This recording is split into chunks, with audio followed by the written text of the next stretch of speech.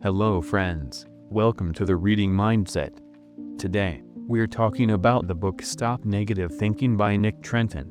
Sam was a cab driver, but just holding the steering wheel wasn't straightening out his life's path.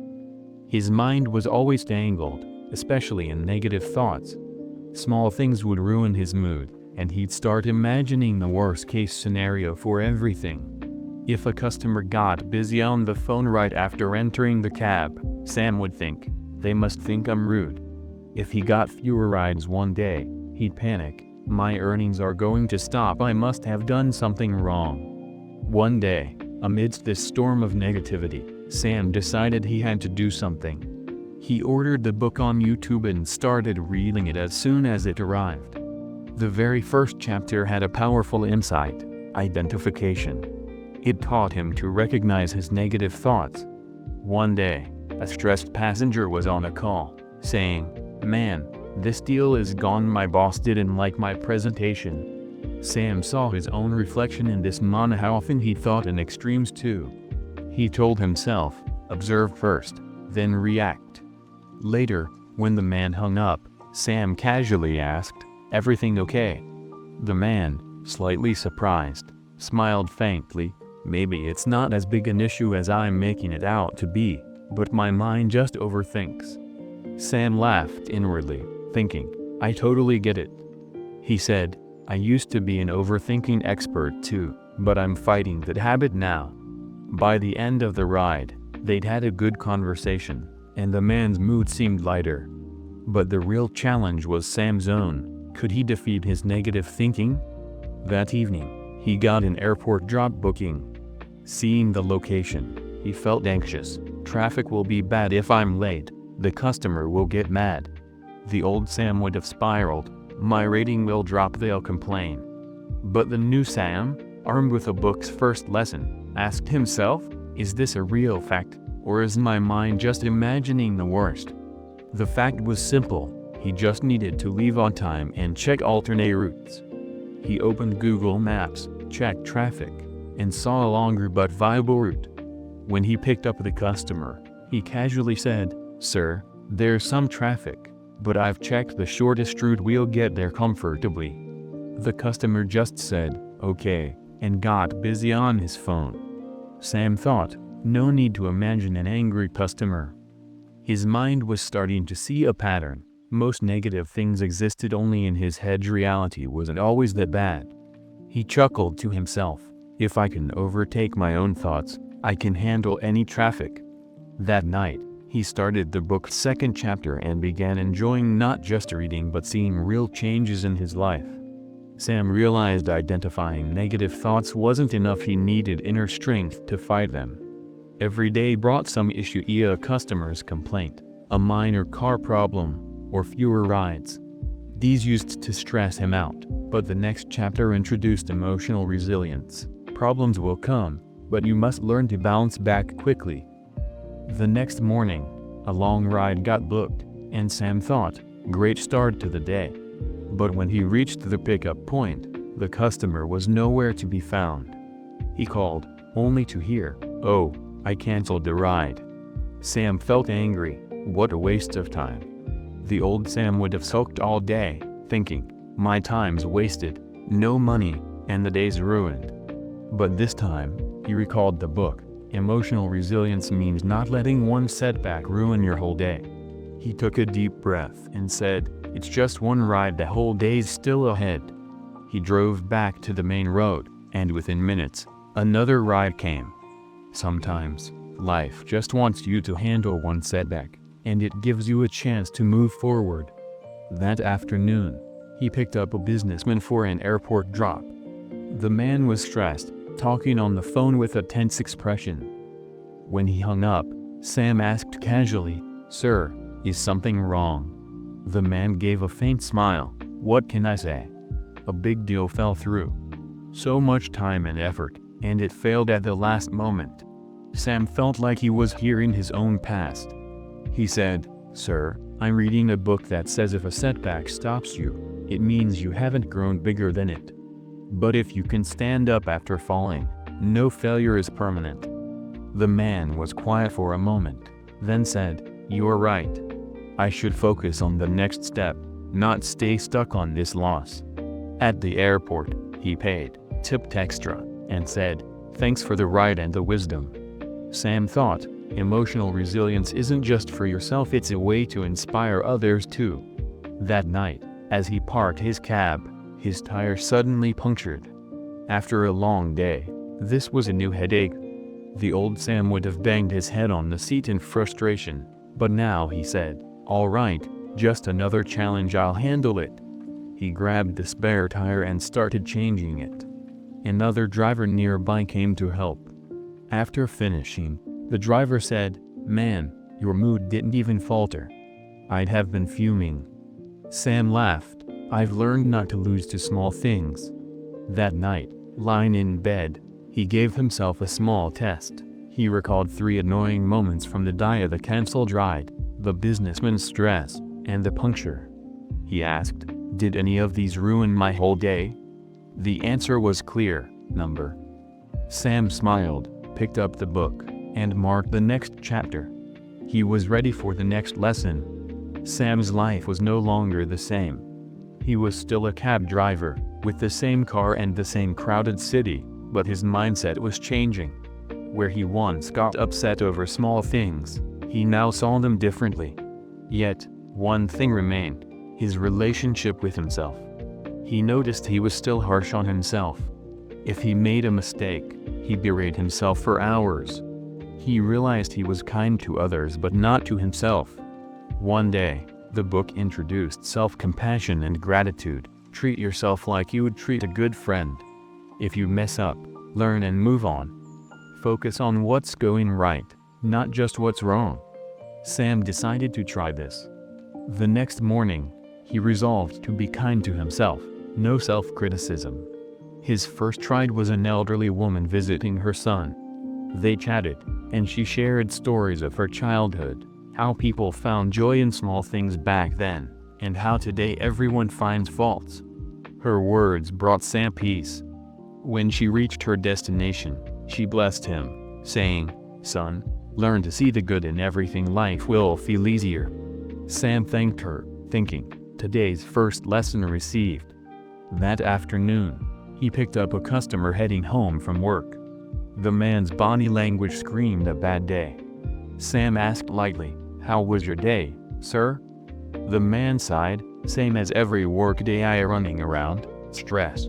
Feels like nothing changes." Sam saw a chance to share his lesson. He said, "Sir, I've noticed we remember every day's struggles but ignore the small good things." The man looked surprised. Sam smiled, "I mean, your whole day couldn't have been bad. Something good must have happened, right?" The man thought, then chuckled, "Yeah, my daughter gave me a cute note this morning saying, 'Hey Papa, you're my superhero.'" Sam replied, "See? If you only remember the bad office stuff, the day feels awful. But if you also recall your daughter's note, the day's tone changes." The man nodded, "You're right. I'll think of the good stuff tonight." That night, as Sam parked, he asked himself, what went well today? 3 things came to mind: the elderly woman's advice, the customer's smile, and spending a day without self-criticism. For the first time, he felt life hadn't changed, but his perspective had. He opened the book's next page and vowed, "This positive mindset won't stay in the book, it'll become part of my life." Sam had changed a lot. Every day, driving his cab, he met new people, heard their stories, and strengthened his mindset. But some things still confused him. Sometimes, when things went wrong, he'd slip back into old thoughts: maybe I'm not capable, my luck's always bad, or why does this only happen to me? He knew he'd grown, but these negative thoughts still gripped him at times. The book called these cognitive distortions mind tricks that make things seem worse than they are. When we repeatedly tell ourselves negative things, they become our truth, even if they're not real. Sam decided to understand his thoughts more deeply. The next morning, his first customer was a young man heading to work, upset on a call. After hanging up, Sam asked lightly, "Everything okay?" The guy sighed, No, I made a small mistake at work, and now I feel my career's over. My boss didn't say anything, but I know I'll never get promoted. I'll never be successful. Sam recognized his old self and the guy exaggerating a small mistake into a life-defining truth. He smiled. Bro, one mistake doesn't end your career. Ever heard, one bad chapter doesn't mean the whole book's bad? The guy laughed. True, but my mind's stuck on negative stuff. Sam said, that's the mind game. It makes small things huge, and we feel worthless. But think of the good you've done. Your boss hired you, maybe even considered you for promotion. That means you're capable. One mistake doesn't erase that. The guy nodded. You're right. I was being too harsh on myself. Maybe it's not true. Sam felt good helping someone shift their thinking, but his real test was coming. That evening, a big ride got booked at a long fare that could boost his earnings. But when he reached the pickup, the customer canceled. Sam's mood sank. The old Sam would have thought, my luck's rotten, why always me? But this time, he stopped himself. He recalled the book. Am I making this worse than it is? He took a deep breath and asked, this is just one cancellation. Does it mean my whole day's ruined? More rides will come, and even if I earn less today, it's not every day. He realized his mind was pushing him toward negativity, but he now understood the game. That night, reflecting on his day, he saw he was forgiving himself quicker, not blowing things out of proportion, and controlling his thoughts. He smiled, opened the book's last page, and said, I won't fall into my mind's traps anymore. Sam was getting better at controlling his thoughts, but a new issue arose.